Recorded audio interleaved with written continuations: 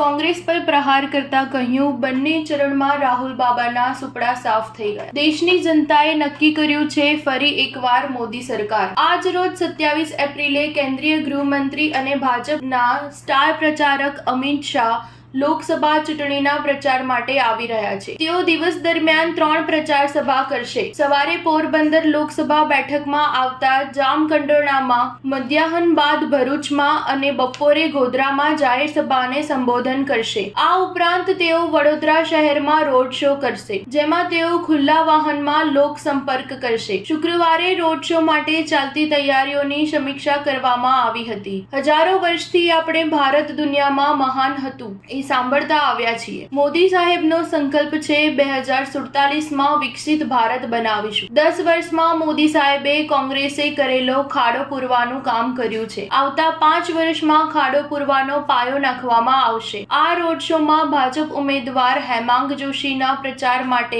કેન્દ્રીય ગૃહમંત્રી Amit Shah road show યોજવાના છે, જે વિહાર 4 રસ્તાથી શરૂ થઈ નાની શાક માર્કેટ, ચોખંડી 4 રસ્તા, ગેંડી ગેટ દરવાજા, માંડવીથી ડાબી બાજુ વળી MG રોડ, લહેરીપુરા દરવાજાથી સીધા લાલકોટથી ડાબી બાજુ વળી વીર ભગતસિંહ ચોક સર્કલથી જમણી બાજુ વળી રાજમહેલ રોડ, ખંડેરાવ માર્કેટ 4 રસ્તા આવી રોડ શો પૂર્ણ થશે. સ્ટાર ન્યૂઝ 7 હંમેશા સચ્ચાઈની સાથે.